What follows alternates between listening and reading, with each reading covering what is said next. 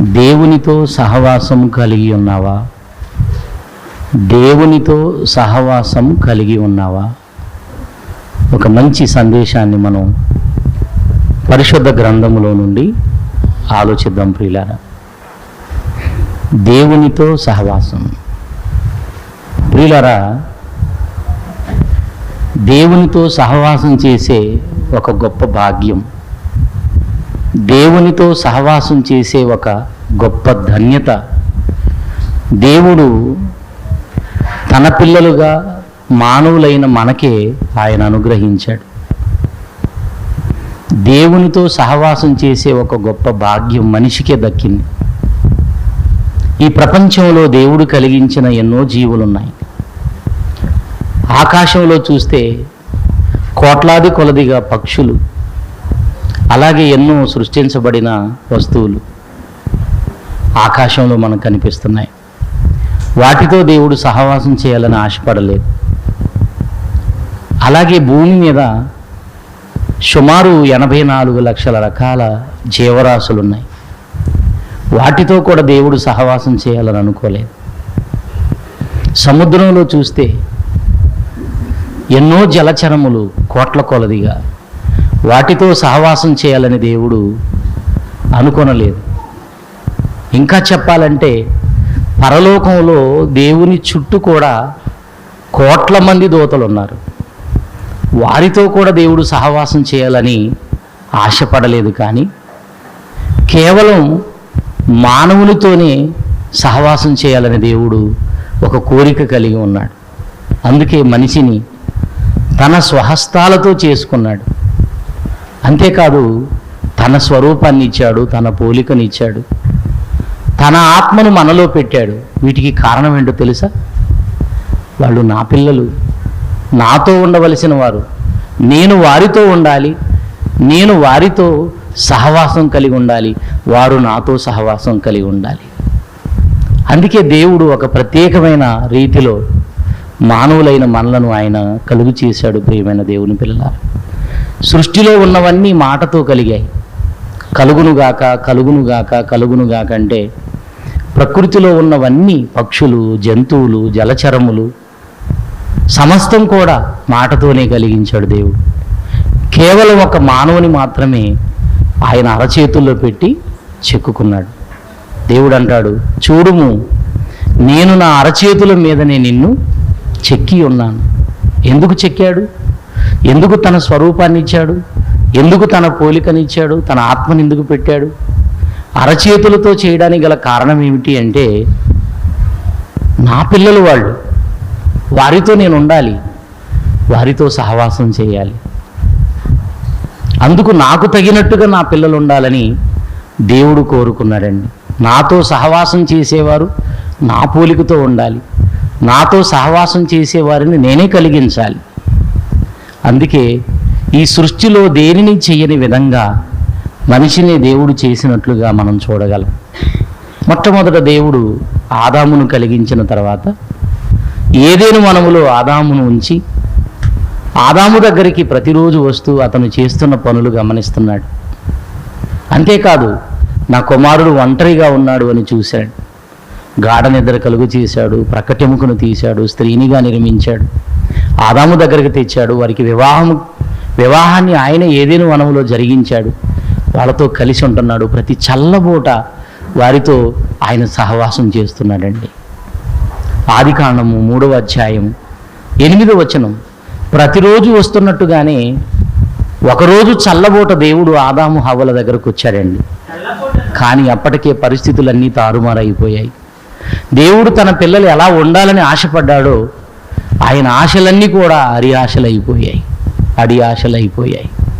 ఒకసారి చూడండి, ఆదికాండము 3:8, చల్లబూటను ఆదామును అతని భార్యయు తోటలో సంచరించుచున్న దేవుడైన యెహోవా స్వరమును విని, దేవుడైన యెహోవా ఎదుటికి రావట్లేదట. ప్రతిరోజు వచ్చేవాళ్ళు, ప్రతిరోజు ఆయనతో మాట్లాడేవాళ్ళు, ముచ్చటించేవాళ్ళు, ఆయనతో మంచి సహవాసం కలిగి ఉండేవాళ్ళు. ఈరోజు ఆయన ఎదుటకు రావడం లేదండి. ఒకరోజు దానికి కారణం ఏంటో తెలుసా? చేయకూడని పని చేశారు, చేయవద్దన్న తప్పు చేశారు వాళ్ళు. ఆయన ఎదుటికి రాకుండా తోట చెట్ల మధ్యను దాగుకుంటున్నారట. ప్రతిరోజు హ్యాపీగా, ప్రతిరోజు సంతోషముతో దేవుడు పిలవగానే ఆయన ఎదుటికొచ్చే ఈ మానవులు ఆ రోజు మాత్రం ఆయన స్వరమును వినగానే దాక్కుంటున్నారండి. నీవు ఎక్కడ ఉన్నావు ఆదామా అన్నప్పుడు, తోటలో నీ స్వరమును నేను విన్నప్పుడు దిగంబరినై ఉన్నాను గనక నీకు భయపడి నేను దాగుకున్నానయ్యా. ప్రతిరోజు దిగంబరిగానే దేవుని ముందు నిలబడుతున్నారుగా. మరి ఈరోజు ఏమైంది అంటే, దేవుడు వద్దన్న పని ఎప్పుడైతే చేశారో మేము దిగంబరులమని తెలుసుకున్నారు. సిగ్గు ఏర్పడింది వాళ్ళలో. దేవుని ఎదుటికి రాకుండా వాళ్ళు దాక్కుంటున్నారండి. నేను వద్దన్న పని మీరు చేశారా అన్నప్పుడు ఒకరితో ఒకరు ఒకరి మీద ఒకరు తమ తప్పులు నెట్టేసుకున్నారు. తప్పైపోయింది దేవాని దేవుని పాదాల చెంత పడలేదండి. ప్రియమైన దేవుని పిల్లలారా, ఈ సందర్భాన్నంతా మనం జాగ్రత్తగా పరిశీలిస్తే దేవుడు కేవలం తనతో ఉండాలని, తనతో సహవాసము కలిగి ఉండాలని, తనతో ఎప్పుడూ మరి ఉంటూ ఆనందించే విధంగా తన పిల్లలు ఉండాలని ఆయన కోరుకున్నాడు. కానీ మనుషులు మాత్రం పాపం చేసి దేవుని సహవాసాన్ని కోల్పోయాడు. ఆదాము హవ్వలు పాపం చేసి కోల్పోయింది ఏమిటి అంటే, మొట్టమొదట దేవుని సహవాసాన్ని కోల్పోయారండి వాళ్ళు. దేవునితో ఉండే గొప్ప భాగ్యం కోల్పోయారు. ఆయనతో మాట్లాడడం, ఆయనతో ప్రేమగా ఉండడం, దీనంతటినీ కోల్పోయారు వాళ్ళు.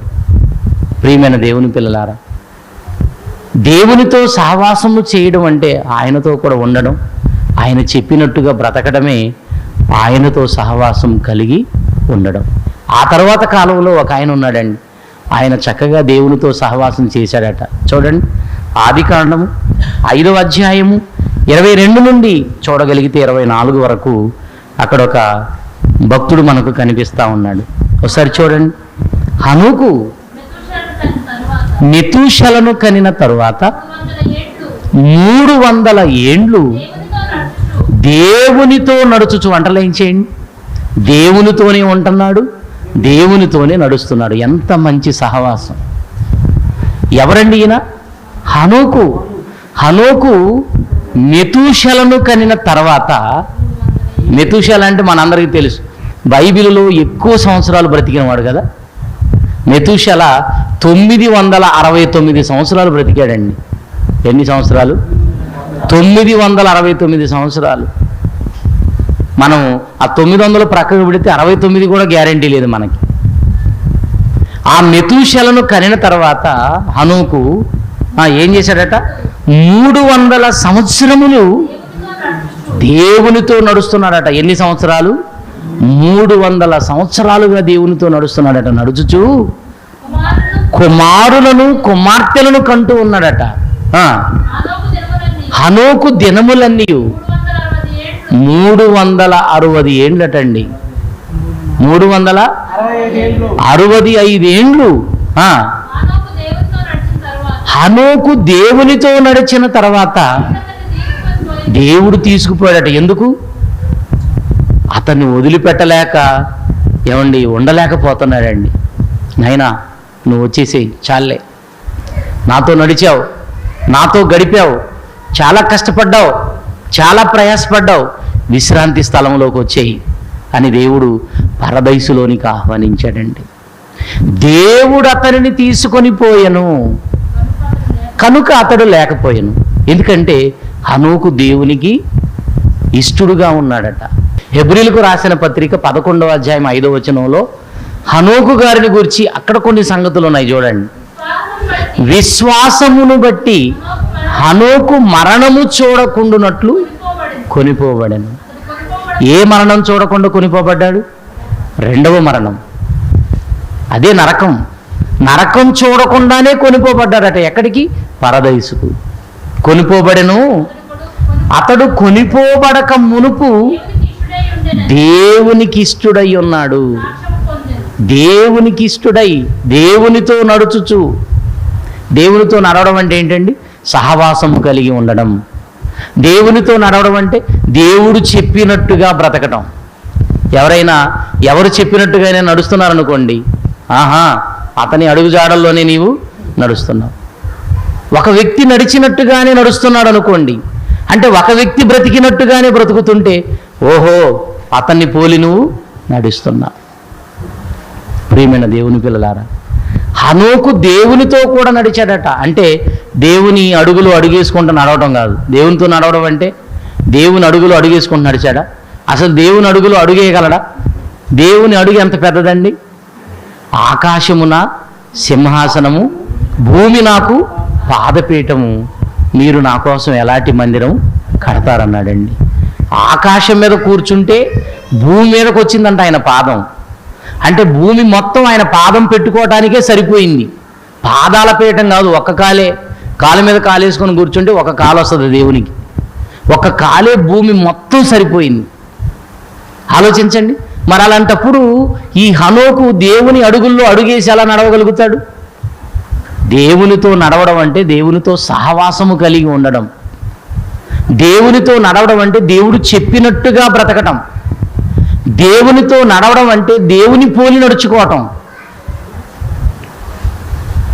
చూసారా, కొంతకాలం తర్వాత దేవునితో నడిచే, దేవునితో మంచి సహవాసము కలిగి ఉండే కుమారుడు భూమి మీదకి వచ్చాడండి.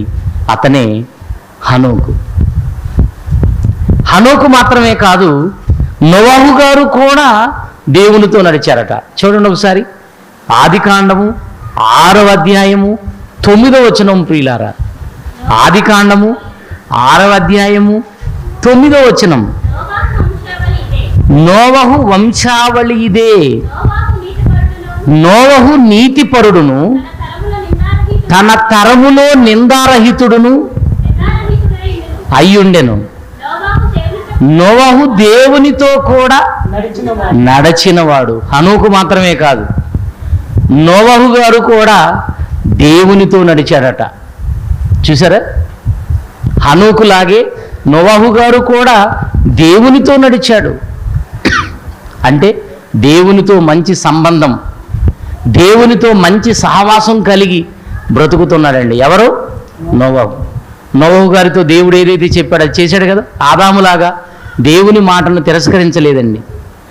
దేవుడు ఏదైతే చెప్పాడో తూచా తప్పకుండా పాటించాడు. ఎవరు? నోవహు. ఏం చెప్పాడండి? నాయనా, ఈ ప్రజలందరూ కూడా చాలా పాపంలో బ్రతుకుతున్నారు, నాకు బాధను కలిగిస్తూ ఉన్నారు, కాబట్టి నేను వీళ్ళని భూమి మీద ఉండకుండా చేయాలనుకున్నాను. ఈ తరము వారిలో నీవు ఒక్కడవే నాకు నీతిపరుడుగా కనిపిస్తున్నావు. జలప్రళయం రప్పిస్తాను, 40 పగళ్ళు 40 రాత్రులు భూమి మీద ప్రచండమైన వర్షం కురవబోతుంది. ఆ జలప్రళయంలో ఈ సర్వ సమాజాన్ని కూడా నేను తుడిచివేయబోతున్నాను గనక ఒక పెద్ద వాడ కట్టాలి. ఏం కట్టాలి? వాడ కట్టమని చెప్పాడండి. చెట్టు పండు తినొద్దంటే ఆదాము తిని చూశాడు. ఈయనను వాడ కట్టమంటే ఆ మాటకు లోబడి పెద్ద వాడ కట్టాడండి. ఎంత పెద్దవాడో చెప్పమంటారా? ఏమండి, ఈరోజు భూమి మీద ఎన్ని రకాల జీవరాశులు ఉన్నాయని చెబుతున్నారు? ఎన్ని రకాలు? 84 లక్షల రకాల జీవరాశులు.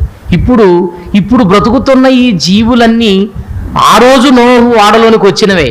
అంటే ఒకటి మగది, ఒకటి ఆడది. ప్రతి జాతిలో ఒకటి మగది, ప్రతి జాతిలో ఒకటి ఆడది నోవహు కట్టిన వాడలో ప్రవేశించాయంటే 84 లక్షల, అంటే సుమారది 84 లక్షల రకాల మగవి, 84 లక్షల రకాల ఆడవి ఒక్కొక్క జాతిలో. అంటే ఆ వాడ ఎంత పెద్దదండి, ఎంత పెద్దవాడ. మనం అనుకుంటున్నాం అందులోకి వెళ్ళిన 8 మందే కదా, ఏదో కొన్ని జంతువులు వెళ్ళాయి, జీవులు వెళ్ళాయి అనుకుంటున్నారా? ఈరోజు భూమి మీద మనకి ఏ జీవులైతే కనబడుతున్నాయో ఆ జీవులన్నీ ఒకటి ఆడది, ఒకటి మగది నోవహు వాడలో ప్రవేశించాయి. అప్పటి నుండి ఇప్పటి వరకే ఆ జీవులు అభివృద్ధి పొందుతూ వచ్చాయి భూమి మీద. ఆ రోజు లేనివి కొత్తగా పుట్టుకురాలేదు. ఆ రోజు ప్రవేశించినవి ఈరోజు మన కళ్ళ ముందు బ్రతుకుతున్నాయి. ఎంత పెద్ద వాడ కట్టాడండి. సుమారుగా 100 నుండి 120 సంవత్సరాలు ఆ వాడ కట్టడానికి సమయం పట్టింది ప్రియులారా. అంత పెద్ద వాడ కట్టాడు. ఎందుకు? దేవుడు చెప్పాడు. అంటే దేవుని అడుగుజాడల్లో ఎంత చక్కగా నడుచుకున్నాడు చూడండి. దేవుడు చెప్పినట్టుగా చేస్తాడండి ఆయన. దేవునితో సహవాసము కలిగి ఉన్నాడు. దేవునితో సహవాసం. ఆ రోజుల్లో అవిధేయులైన వారి యొద్దకు, అనగా చెరలో ఉన్న ఆత్మల యొద్దకు ఆత్మరూపిగానే యేసుక్రీస్తు వారు వెళ్ళి వాక్యం ప్రకటించారట. ఆ యేసుక్రీస్తు ఎవరితో ఉన్నారు? ఎవరిలో ఉండి మాట్లాడారు? నోవహులో ఉండి మాట్లాడారు. అంటే క్రీస్తుతో, దేవునితో ఒక మంచి సంబంధాన్ని, ఒక మంచి సహవాసాన్ని కలిగి ఉన్నాడు. ఎవరో? నోవహు గారు. ప్రియులారా, మరి దేవునితో మనం సహవాసం కలిగి ఉన్నామా? మన పాఠం ఏంటి? దేవునితో సహవాసము కలిగి ఉన్నావా? ఒక హనోకు దేవునితో సహవాసం కలిగి ఉన్నాడు. ఒక నోవహు దేవునితో సహవాసం కలిగిన వాడు. ఇంకా చెప్పాలంటే ఒక అబ్రహాం అండి. అసలు దేవునితోని స్నేహం చేశాడంట ఆయన. దేవుడే అబ్రహాముతో స్నేహం చేశాడంటే వీళ్ళ సహవాసం ఎంత గొప్పది! ఆదికాండము 17వ అధ్యాయం మొదటి వచనం. ఆదికాండము 17వ అధ్యాయము మొదటి వచనం చూడండి ప్రియులారా. అబ్రహాము 99 ఏండ్లటండి. అబ్రహాం వయసు ఎంత? 99 ఏండ్ల వాడైనప్పుడు యెహోవా అతనికి ప్రత్యక్షమై, నేను సర్వశక్తి కలిగిన దేవుడును, నా సన్నిధిలో నువ్వేం చేయాలి? ఎంత మంచి మాటలు చెబుతున్నాడండి. అంటే నాతో మంచి సంబంధం కలిగి ఉండాలి, నాతో సహవాసం కలిగి ఉండాలంటున్నాడు దేవుడు. నా సన్నిధిలో నడుచుచు నిందారహితుడవై ఉండుము, నాకును నీకును మధ్య నా నిబంధనను నియమించి నిన్ను అత్యధికముగా అభివృద్ధి పరుచుదునని దేవుడు చెప్తున్నాడండి. ఎవరితో? నేను చెప్పినట్టుగా నేను చెప్పినట్టు నడుచుకో అంటే దేవుడు చెప్పినట్టుగా నడుస్తున్నాడంటే దేవునితో ఒక మంచి సంబంధం, దేవునితో ఒక మంచి సహవాసం. బైబిల్లోనండి అబ్రహాము దేవునికి స్నేహితుడని ఎన్నిసార్లు రాయబడింది చెప్పండి? 3 సార్లు దేవుడు రాయించాడు. దేవుడే అబ్రహాము నాకు స్నేహితుడని చెప్పాడు. అబ్రహాం ఎక్కడ కూడా ఏమండి నాకు దేవుడు స్నేహితుడని చెప్పలేదు. అబ్రహాము గారు ఎక్కడైనా నాకు దేవుడు స్నేహితుడని చెప్పలేదండి. దేవుడే అబ్రహాము నాకు స్నేహితుడని బైబిలులో 3 సందర్భాల్లో రాయించాడండి. మనకు ఒక ఎమ్మెల్యే గారు స్నేహితుడు అనుకోండి. ఒక ఎమ్మెల్యే మనతో స్నేహం చేస్తే అసలు మనల్ని ఎవడైనా పట్టుకుంటాడా? మాట్లాడితే నా వెనక ఎవరున్నారు అనుకున్నామంటాం. ఒక ఎంపీ స్నేహితుడైతే, ఒక ముఖ్యమంత్రి స్నేహితుడైతే ఎవడైనా పట్టుకోగలడా మనల్ని? ఈ ప్రపంచాన్ని కలిగించిన దేవుడు అబ్రహాముతో స్నేహం చేశాడండి. వాళ్ళిద్దరూ ఎంత సన్నిహితంగా ఉంటారో తెలుసా? సొదొమ గొమొర్రా పట్టణాలను నాశనం చేయాలనుకున్నప్పుడు దేవుడితో మాట్లాడుతున్నాడండి అంత చొరవగా. ఏంటి ప్రభువా, ఏంటి సొదొమ గొమొర్రా పట్టణాలను నాశనం చేస్తావా? మరి అక్కడ నీతిమంతులుంటే, ఒకవేళ 50 మంది నీతిమంతులుంటే ఆ 2 జంట నగరాలను కాపాడతావా అంటే, నువ్వు చెప్పావు కదా అబ్రహామా, నీవు నాకు స్నేహితుడు, నువ్వు చెబితే నేను కాదంటానా? నువ్వు అన్నట్టుగా 50 మంది ఆ పట్టణాలలో నీతిమంతులుంటే తప్పకుండా ఆ నీతిమంతులను బట్టి 2 పట్టణాలను కాపాడతానన్నాడు. తర్వాత తనకి అనుమానం వచ్చింది, ఆ 50 మంది ఉన్నారో లేదో, ఒక 5గురు తక్కువైతే ప్రభు అన్నాడు. అయినా పర్లేదయ్యా, నువ్వు చెప్పావు కదా నాకు స్నేహితుడివి, ఒకవేళ 40 మంది ఉంటే ప్రభు అన్నాడు. 40 మంది ఉన్నా కాపాడతాను. మరి 30 ప్రభు, 30 అయినా కాపాడతాను. ఇంకోసారి మాట్లాడతాను ప్రభు, మరి 20 మంది ఉంటే, 20 మంది ఉన్నా కాపాడతాను.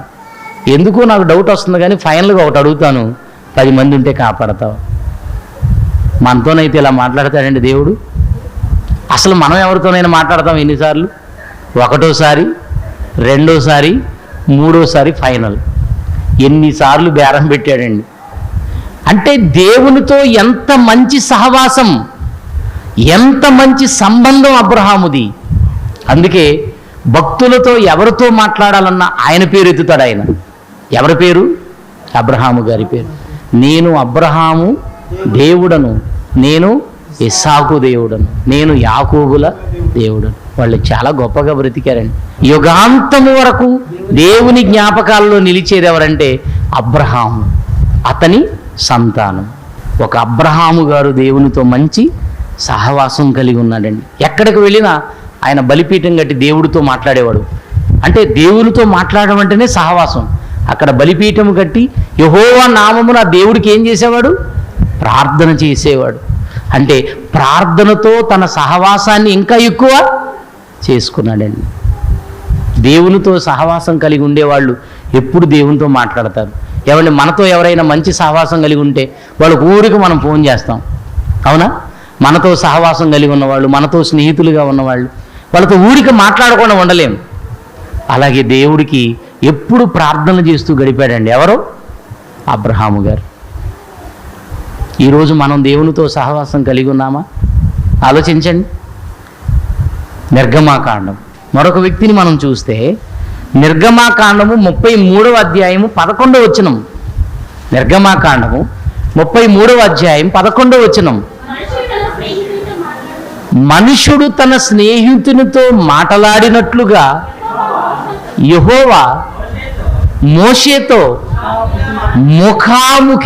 ముఖాముఖిగా చూసారా ఎలా మాట్లాడుతున్నాడట?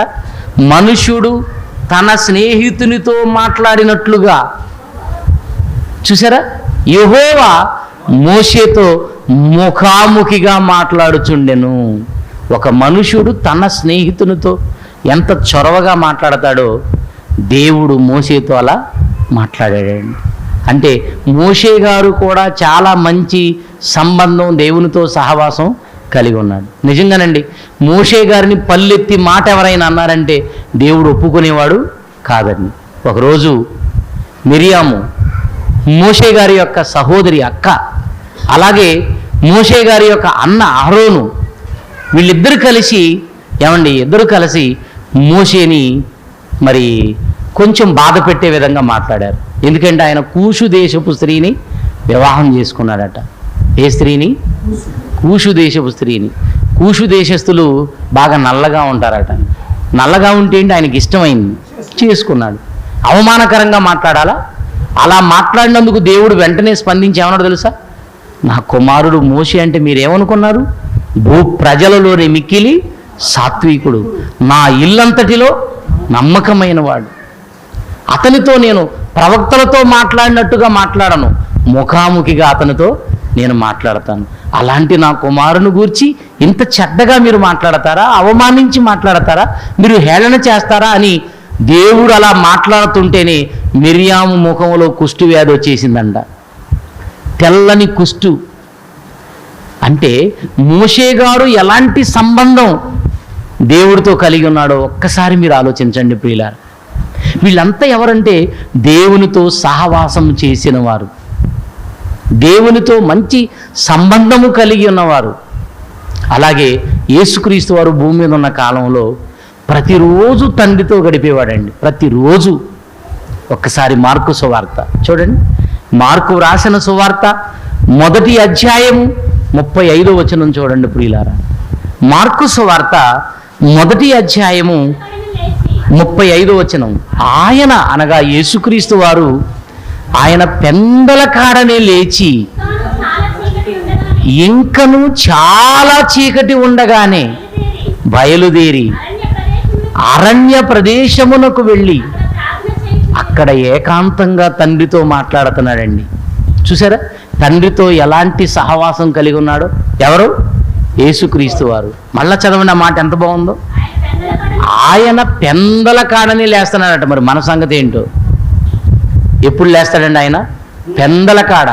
ఇంకా చీకటి, ఆ మాట చూడండి ఎంత బాగుందో. ఇంకా చీకటి ఉండగానంటే ఎవ్వరు లేవకముందే, ఎవరితో మాట్లాడకముందే ఎవరితో మాట్లాడాలి? నా తండ్రితో మాట్లాడాలి. అసలు ఇలాంటి ఆలోచన ఎప్పుడైనా మీకు కలిగిందా? ఉదయాన్నే లేవగానే 10 మందితో మాట్లాడితే కానీ దేవుడు గుర్తురాడు మనకి. అయ్యో నేను దేవుడికి ప్రార్థన చేయలేదు ఈరోజు అని చెప్పేసి కళ్ళు మూసుకొని నిలబడి, ప్రభువా నీకు స్తోత్రం, నాకు ఆత్రం, పనికి వెళ్ళిపోతున్నాను, ఆమేన్. ఇది మన సహవాసం. ఆలోచించండి. ఇంకా చాలా చీకటి ఉండగానే ఎందుకు లేచాడు? ఎవ్వరితో మాట్లాడకూడదు, ఎవ్వరిని చూడకూడదు. ముందు నా ప్రభువుని, నా తండ్రిని నేను చూసి ఆయనతో మాట్లాడాలి, ఆయన సన్నిధిలో గడపాలి. చూసారా, పెందల కాడనే ఇంకా చీకటి ఉండగానే లేచి ఆయన అరణ్య ప్రదేశానికి ఎందుకు వెళ్తున్నాడు? ఏకాంతముగా, డిస్టర్బెన్స్ లేకుండా. అవునా? ఆయన ప్రార్థన చేస్తే డిస్టర్బెన్స్ లేకుండా చూస్తాడు. శిష్యులు కూడా ఆయనతో పాటు వెళ్ళినప్పుడు ఏం చేసేవాడు తెలుసా? మీరు ఎక్కడుండి ప్రార్థన చేయండి అని కొంచెం రాతివేత దూరం వెళ్ళి ఆయన ప్రార్థన చేసేవాడు. డిస్టర్బెన్స్ లేకుండా తండ్రితో ప్రశాంతంగా గడిపేవాడు. మనం కూడా ప్రార్థన చేసేటప్పుడు ఏం చేయాలని అన్నాడు దేవుడు? గదిలోనికి వెళ్ళి తలుపు వేసుకొని రహస్యమందు చూస్తున్న నీ తండ్రికి నీవు ప్రార్థన చేయాలి. అంతేగాని గదిలోకి వెళ్ళి తలుపు వేయకుండా తలుపు తీసి లైట్ వేసి నీ చేతులెత్తి అందరూ చూసేటట్టుగా కాదు. నీ ప్రార్థన రహస్యంగా ఉండాలి. నీ ప్రార్థన రహస్యంగా ఉండాలి. దేవునితో సహవాసం అంటే ఏంటో తెలుసా? ప్రతిరోజు దేవునితో ప్రార్థన చేయటం. ప్రార్థనతో నిజంగా మనకు దేవునితో మంచి సహవాసం ఏర్పడుద్దండి, మంచి సంబంధం ఏర్పడుతుంది. మీరు నిజంగా ప్రతిరోజు ప్రార్థన చేయండి. ప్రతిరోజు మీకు ఇష్టం ఎన్నిసార్లైనా దేవుడికి చేయొచ్చు మీరు ఒంటరిగా ఉన్నప్పుడు. అంతేనా? ఎన్నిసార్లు చేయాలని ఏమైనా ఉందా? ఏమైనా ఉందండి? దేవుడికి ఒక్కసారే రోజుకు ప్రార్థన చేయాలని ఉందా? లేదు. రోజుకు ఒకసారి తినాలని బైబిల్ ఏమైనా ఉందా? లేదు. నీకు శక్తి ఉంటే, అవునా, నువ్వు ఎన్నిసార్లైనా తిను.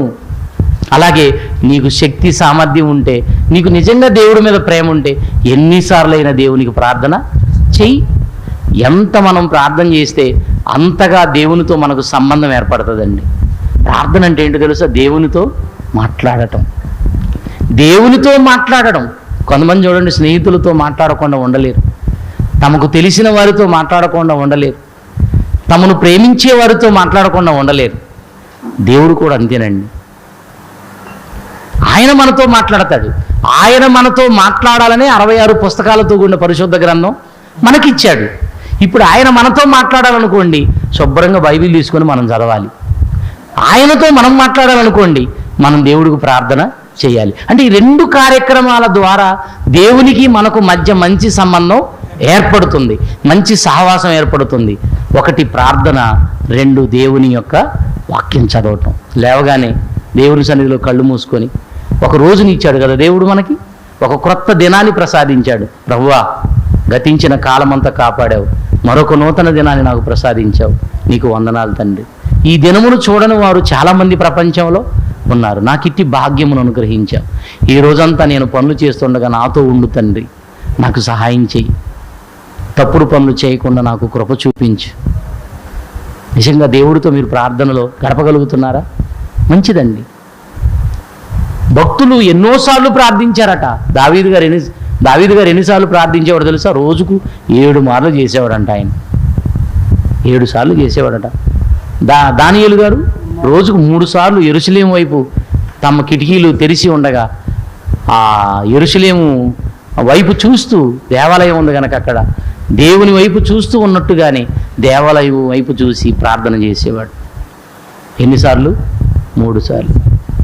ఒకడు వచ్చి నాతో అన్నాడు, అన్నా విజయరావన్న, నేను కూడా 3 సార్లు రోజుకి దానియేలు గారి లాగా ప్రార్థన చేస్తున్నానన్నా అన్నాడండి. నిజంగా చెప్పాడండి. నాకు అప్పుడే డౌట్ వచ్చింది, దానియేలు గారి లాగా చేస్తున్నాను అన్నప్పుడు. ఎప్పుడు చేస్తున్నావు తమ్ముడు అంటే, పొద్దున్నే టిఫిన్ చేసుకుంటాం కదన్నా, అప్పుడు చేస్తానన్నా. మళ్ళీ మధ్యాహ్నం ఎలాగో భోజనం చేస్తాం కదన్నా, అప్పుడు కూడా చేస్తానన్నా. మళ్ళీ రాత్రి ఎలాగూ భోజనం చేస్తాం కదన్నా, అప్పుడు కూడా చేస్తానన్నా. దానియేలు గారి లాగా 3 సార్లు అన్న రోజుకి. అబ్బా, ఏం చేసావు? భోజనం ముందు పెట్టుకుంటే ప్రార్థన నడుస్తుంది అసలు? చెప్పండి. భోజనం ముందు పెట్టుకొని ఏం చేస్తామండి మనం ప్రార్థన? ఎంతవరకు చేస్తాం? ఏదైనా ఒకవేళ పచ్చడో పప్పు ఉందనుకోండి, కొద్దిసేపు నడుస్తుంది ప్రార్థన. అదే మటన్ బిర్యానీయో చికెన్ బిర్యానీ ఎవడైనా పెట్టాడు అనుకోండి, ప్రభువా నీకు స్తోత్రం, మళ్ళీ కళ్ళు తెరిచోటం, నాకు ఆత్రం, ఆమేన్, అయిపోయింది. 2 ముక్కల్లో. ఈ మధ్య ఒక చోటకు వెళితే ఒక 10 మందికి సేవకులకు భోజనం పెట్టారండి. ఒక సేవకుడు ఇంకో సేవకుని ప్రార్థన చేయమన్నాడు. ఇక ఆయన మొదలుపెట్టాడు. ఈయనకి విరక్తి కలుగుతుంది.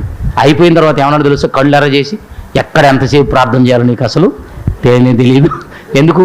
ఇక్కడ గుమ్మాళ్ళించి కొడుతుంది, నువ్వు అంతసేపు చేస్తే ఎలా? ఈ లోపల ఎవడైనా ముక్కలైనా లాగేసుకోవచ్చు. ఎంతసేపుని కళ్ళు మూసుకుంటాం మనం. ఎంత కోపం తెచ్చుకున్నాడు తెలుసా? భోజనం చేసేటప్పుడు ఎవరైనా మిమ్మల్ని ప్రార్థన చేయమన్నప్పుడు ఒక 5 నిమిషాలు కనుక చేశారనుకో, చెత్తకు కొట్టేస్తారు మిమ్మల్ని. అసలు నీకు జ్ఞానమే లేదంటారు. వాళ్ళ దృష్టిలో ఎంతసేపు చేయాలో తెలుసా? 2 ముక్కల్లో తెగిపోవాలి. అప్పుడు బ్రదర్ ఓకే చేద్దాం భోజనం. చూసారా ఎంత ఆనందమో 2 ముక్కల్లో చేస్తే. అది కాదండి.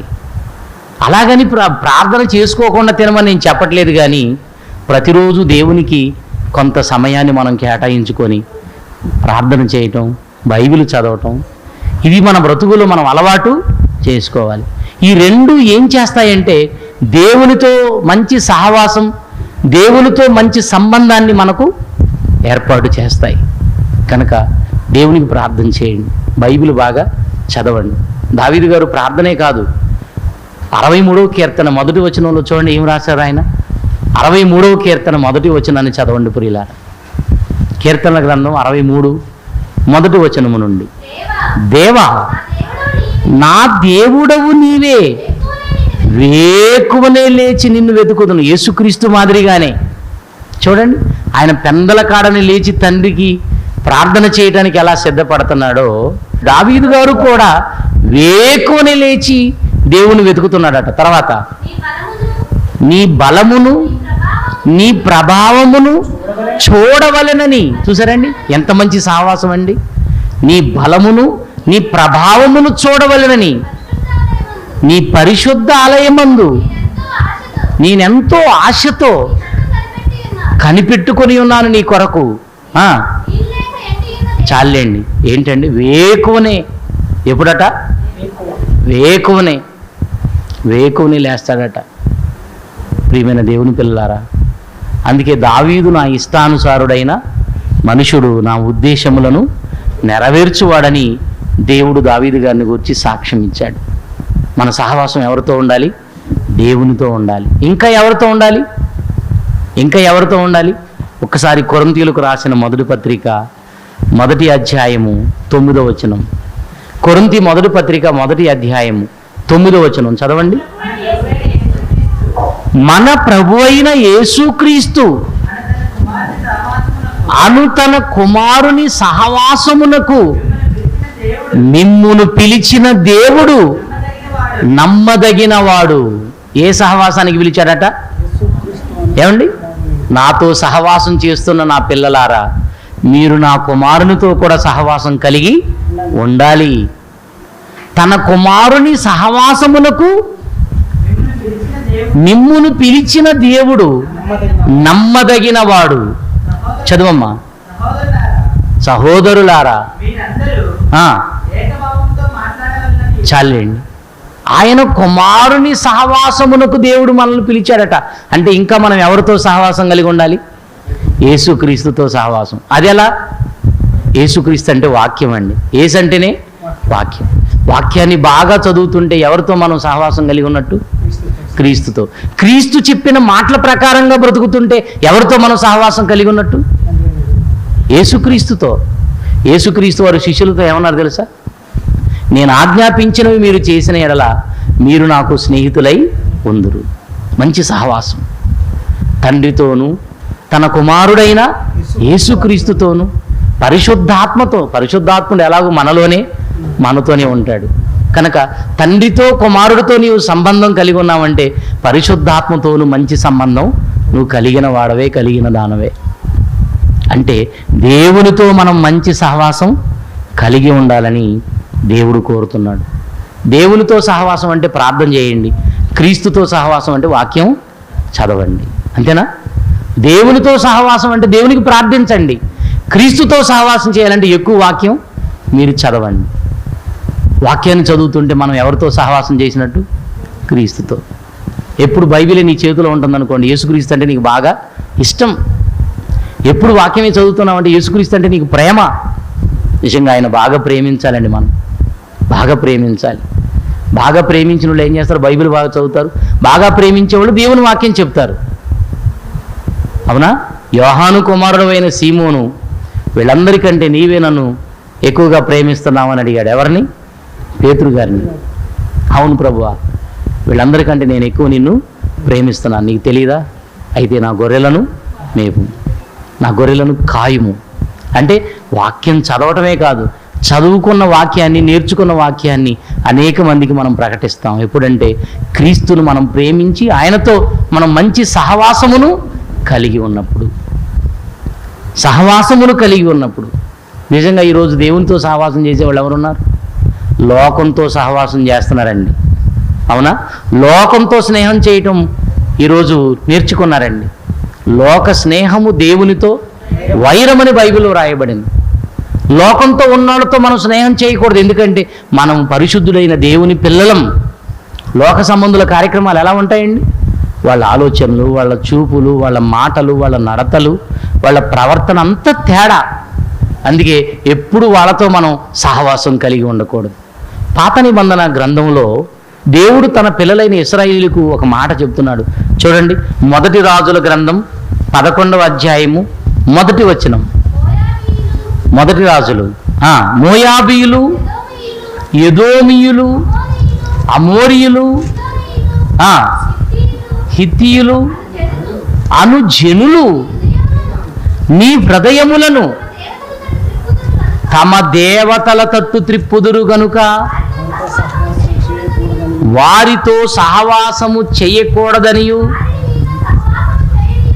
వారిని మీతో సహవాసము చేయనీయకూడదనియు యెహోవా ఇశ్రాయేలులకు సెలవిచ్చి ఉన్నాడు. చూసారండి నాయన, ఎందుకు ఆ తప్పుడు మనుషులతో మీరు సహవాసం చేస్తారు? వాళ్ళతో మీరు సహవాసం చేస్తున్నారంటే సాతానుతో మీరు సహవాసం చేసినట్టే. అంతేనా? వాళ్ళతో మీరు సహవాసం చేస్తే వాళ్ళు ఏం చేస్తారు? మిమ్మల్ని విగ్రహారాధన చేపిస్తారు, చెయ్యకూడని పనులు మీతో చేయిస్తారు అని చెబుతున్నాడండి. ఏమంటున్నాడండి అక్కడ? వారితో సహవాసము చేయకూడదు. ఎందుకంటే వారు తమ దేవతల తట్టు మిమ్మును త్రిప్పుదురు గనుక వారితో మీరు సహవాసము చేయకూడదని, వారిని మీతో సహవాసము చేయటానికి రానియకూడదని. వాళ్ళు రావడానికి లేదు, మీరు వాళ్ళతో సహవాసం చేయడానికి పోవడానికి వీల్లేదు. దేవుడు చెబితే విన్నారా ఇశ్రాయేలీలు? నాతో సహవాసం కలిగి ఉండండి నాయన, వాళ్ళతో మీరు సహవాసం ఎందుకు కలిగి ఉంటారు? ఒకవేళ సహవాసం చేస్తే నా పిల్లలతో మీరు సహవాసం చేయండి, అంతేగాని మీరు అన్యజనులతో సహవాసం చేయవద్దంటే వాళ్ళు దేవుని మాట వినలేదండి. 106వ కీర్తన 34వ వచనం చూడండి. విన్నారో లేదో చూడండి. 106వ కీర్తన 34 నుండి 36 వరకు చూడగలిగితే, 106వ కీర్తన 34 నుంచి చదువునాను. యెహోవా వారికి ఆజ్ఞాపించినట్లు వారు అన్యజనులను నాశనము చేయకపోయిరి. అన్యజనులతో సహవాసము చేసి వారి క్రియలు నేర్చుకొనిరి, వారి విగ్రహములకు పూజ చేసిరి, అవి వారికి ఉరి ఆయన. వద్దు బాబు అన్నాడు దేవుడు. ఊరుకుంటారా? వద్దురా బాబు, చస్తారా నాయన, మీరు వాళ్ళతో సహవాసం చేయకండి. వాళ్ళతో మీరు సహవాసం చేస్తే మిమ్మల్ని వారు అన్య దేవతల తట్టు త్రిప్పుతారు, విగ్రహారాధనల వైపు మిమ్మల్ని మళ్ళిస్తారు అని చెబితే విన్నారా? వినలేదు. దేవుని మాట తీసి పక్కకేశారండి. దేవుడు ఎవరితో సహవాసం చేయొద్దని చెప్పాడో వాళ్ళతోనే సహవాసం చేశారు. వాళ్ళ క్రియలే నేర్చుకున్నారట, విగ్రహములను పూజించారట. ఆ విగ్రహములు వారికి ఏమైపోయాయి? వారికి ఉరి ఆయనంటే ప్రాణం మీదకి తెచ్చిపెట్టాయి. దేవుడికి విగ్రహారాధన అంటే అసలే నచ్చదండి. దేవుని ఆజ్ఞను ప్రక్కకు పెట్టి విగ్రహారాధన చేసి ఇశ్రాయేలీలు ఎందరో బలైపోయారండి. కనుక దేవుని పిల్లలతో చేయొచ్చు సహవాసం. తండ్రితో కలిగి ఉండాలి, ఆయన కుమారుడైన క్రీస్తుతో కలిగి ఉండాలి. క్రీస్తుకు సంబంధించిన వారు ఉన్నారే, క్రీస్తు సంఘం, ఆ సంఘముతో మనం సహవాసం కలిగి ఉండాలి. సంఘముతో సహవాసం కలిగి ఉన్న దేవునితో సహవాసం కలిగి ఉన్నట్లే, క్రీస్తుతో మనం సహవాసం కలిగి ఉన్న తండ్రితో మనం సహవాసం కలిగి ఉన్నట్లే. అందుకే ఆదిమ సంఘంలో 3000 మంది బాప్తిస్మం తీసుకున్నారు కదండి. వాళ్ళందరూ ఏం చేశారట? అపోస్తుల బోధలోను అపోస్తుల కార్యములు 2వ అధ్యాయము 42వ వచనం చూస్తే, అలనాడు బాప్తిస్మం పొంది సంఘములో చేర్చబడిన దేవుని పిల్లలు సంఘముతో మంచి సహవాసం కలిగి ఉన్నారండి. వీరు 3000 మంది రక్షణ తీసుకున్న వీళ్ళు అపోస్తుల బోధలోను సహవాసములోను, రొట్టె విరుచుటలోను, ప్రార్థన చేయటములోను ఎడతెగక ఉండిరి. సహవాసం చేశారట. ఎవరితో? దేవుని పిల్లలతో. ఏమండి, దేవుని పిల్లలతో మనం సహవాసం చేయొచ్చండి. దేవుని పిల్లలతో సహవాసం చేస్తున్నామంటే దేవునితో సహవాసం చేసినట్టేనండి. ఎందుకంటే నమ్మకమైన దేవుని పిల్లలు ఉంటారు సంఘములో. వాళ్ళతో సహవాసం చేయటం వలన వాళ్ళ ప్రార్థన జీవితం మనకు వస్తుంది. వాళ్ళతో సహవాసం చేయటం వలన వాళ్ళ భక్తి జీవితం మనకు వస్తుంది. వాళ్ళతో సహవాసం చేయటం వలన వాళ్ళలాగే మనం దేవుని యొక్క వాక్యం ఎప్పుడూ చదువుతుంటాం.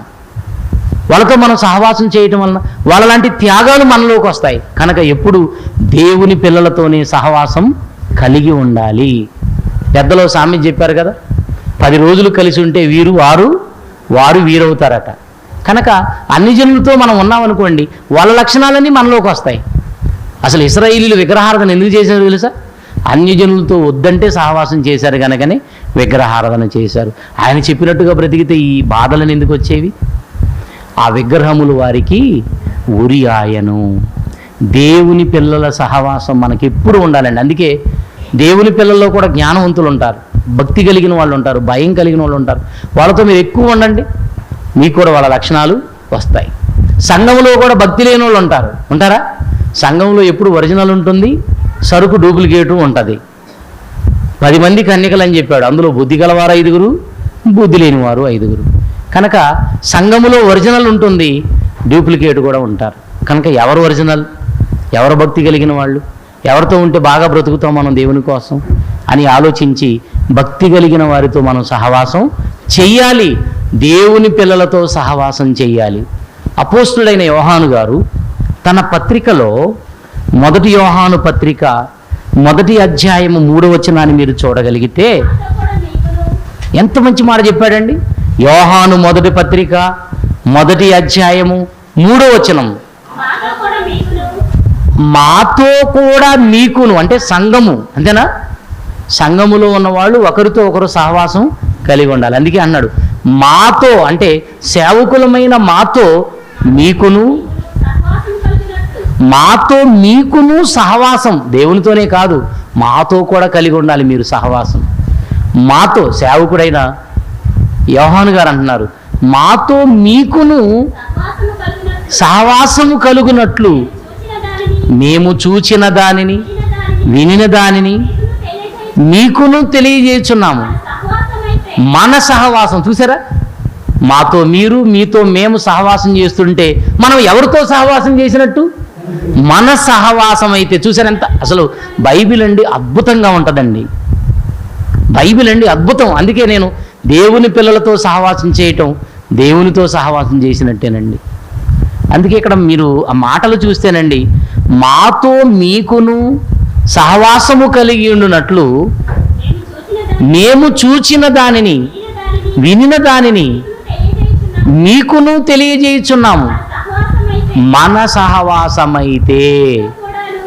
సహవాసమైతే ఎవరితోనూ? తండ్రితో కూడాను. అసలు బైబిల్ ఎంత బాగుందండి. అందుకే మీకు వివరంగా చెప్పుకుంటూ వచ్చాను వాటి గురించి. తండ్రితో మనం సహవాసం కలిగి ఉండాలి, క్రీస్తుతో మనం సహవాసం కలిగి ఉండాలి, దేవుని పిల్లలైన వారితో మనం సహవాసం కలిగి ఉండాలి. మన సహవాసమైతే క్రీస్తుతో కూడాను, తండ్రితో కూడాను, కుమారుడైన యేసుక్రీస్తుతో కూడాను ఉన్నది. ఎంత మంచి వివరణ అండి. తండ్రితోనూ కుమారుడితో కూడా ఉన్నది. చాలండి. నిజంగా ఆయనతో ఉండడం ఎంత సంతోషం, ఆయనతో సహవాసం, ఆయనతో మంచి సంబంధం. ప్రియులారా, నేను ఎక్కువగా మీకు తెలియచేసే విషయం ఏంటంటే బైబిల్ బాగా చదవండి, దేవునితో మీరు మాట్లాడండి ప్రార్థన ద్వారా. ఈ 2 మనల్ని ఏం చేస్తాయి తెలుసా? దేవునికి దగ్గరయ్యేటట్టుగా చేస్తాయి, దేవునితో మంచి సంబంధాన్ని కలిగిస్తాయి.